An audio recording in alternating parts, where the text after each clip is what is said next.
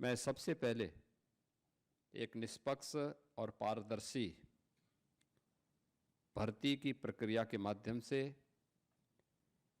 आप सभी के चयन के लिए आपको, आपके अभिभावकों को हृदय से बधाई देते हुए अधीनस्थ चयन आयोग को इस प्रक्रिया को पूरा करने के लिए हृदय से धन्यवाद भी देता हूं। प्रधानमंत्री मोदी जी ने देश के अंदर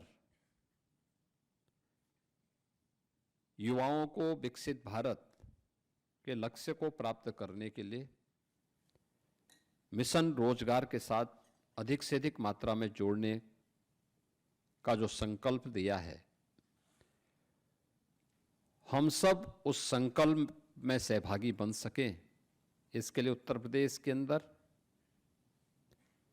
पिछले 8 वर्ष के दौरान 8.5 लाख से अधिक नौजवानों को हम लोगों ने सरकारी नौकरियां उपलब्ध करवाने में सफलता प्राप्त की है। आप देख रहे होंगे लगातार हर महीने कभी उत्तर प्रदेश लोक सेवा आयोग के माध्यम से, कभी अधीनस्थ सेवा चयन आयोग के माध्यम से, कभी शिक्षा आयोग के माध्यम से, कभी उत्तर प्रदेश पुलिस भर्ती बोर्ड के माध्यम से चयनित शिक्षकों के चयन की प्रक्रिया को सफलतापूर्वक या उनकी नियुक्ति की प्रक्रिया को सफलतापूर्वक संपन्न करने के उपरांत इस नियुक्ति पत्र के साथ हम सबको जुड़ने का अवसर प्राप्त होता है। और हमारा प्रयास होता है कि किसी भी नौजवान को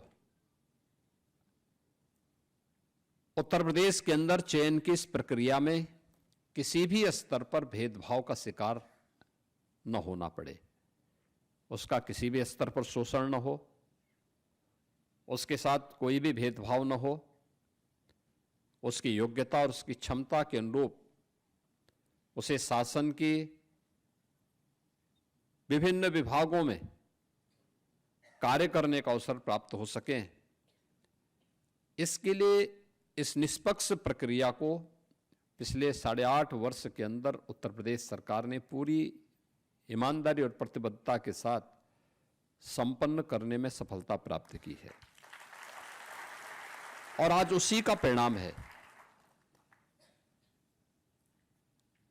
कि जो सख्ती की गई थी, उस सख्ती का परिणाम है कि निष्पक्ष भर्ती की प्रक्रिया के परिणाम स्वरूप जो युवा चयनित हुए, उन्होंने भी पूरी ईमानदारी के साथ उत्तर प्रदेश सरकार का हिस्सा बनकर के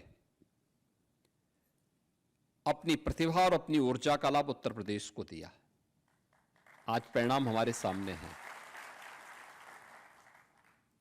आप में से ज्यादातर लोग इस बात को जानते हैं। आज से 8 वर्ष पहले आप में से ज्यादातर जो नवनियुक्त अनुदेशक हैं वे अपने पॉलिटेक्निक में या स्कूली जीवन में रहे होंगे। और उस समय इस बात का अनुभव क्या होगा, आप लोगों ने कभी पत्र वितरित कर हमें अनुग्रहित उत्तर प्रदेश के साथ 2 बातें चस्पा थी। सर्वप्रथम जनपद रायबरेली से उत्तर प्रदेश जनपद का नौजवान, उत्तर प्रदेश का कोई नागरिक उत्तर प्रदेश के बाहर जाता था तो उसके सामने एक पहचान की संकट खड़ी होती थी। लोग हे दृश्य से देखते थे। परिणाम था उत्तर प्रदेश के नागरिकों के मन में एक हीन भावना पैदा होती थी। और दूसरा, हमारे ऊपर एक लेवल लगा दिया गया था कि ये बीमारू राज्य है, यानी देश के विकास का बैरियर है। इतना बड़ा राज्य, इतना संसाधनों से भरपूर राज्य, प्रकृति की और परमात्मा की असीम कृपा वाला राज्य, जिस राज्य में बार बार ईश्वर को भी अपने किसी न किसी अवतार के रूप में जन्म लेना पड़ा, आना पड़ा। ऐसा राज्य और बीमारू हो जाए, पहचान के संकट के दौर से गुजर जाए, कोई भी व्यक्ति अपने आप को सुरक्षित महसूस न करे, पर्व और त्योहारों के समय जब उत्साह और उमंग का माहौल हर एक चेहरे पर दिखना चाहिए, उस समय पर्व और त्योहार की आशंका उनकी जवान को खामोश कर देती थी। लोगों के मन में एक भय तैरने लगता था, पता नहीं कहां पे क्या हो जाए। उस राज्य में पिछले 8 वर्ष के अंदर हम लोगों ने 7वीं 8वीं अर्थव्यवस्था से आज उत्तर प्रदेश की इस यात्रा को शानदार तरीके से आगे बढ़ाते हुए देश की नंबर 2 की अर्थव्यवस्था बनने में सफलता प्राप्त की। बीमारू राज्य के लेवल को उखाड़ फेंक करके आज भारत के विकास के ग्रोथ इंजन के रूप में उत्तर प्रदेश को स्थापित करने में सफलता प्राप्त की है। और ये तब हुआ है जब उत्तर प्रदेश के 25 करोड़ की आबादी ने उत्तर प्रदेश सरकार से जुड़े हुए सभी अधिकारी कर्मचारियों ने, हर स्तर के नागरिक ने, और जनप्रतिनिधि ग्राम पंचायत का हो, क्षेत्र पंचायत का हो, जिला पंचायत का हो, नगर निकाय का हो, मान्य विधायक हो, मान्य सांसद हो, शासन के मंत्री हो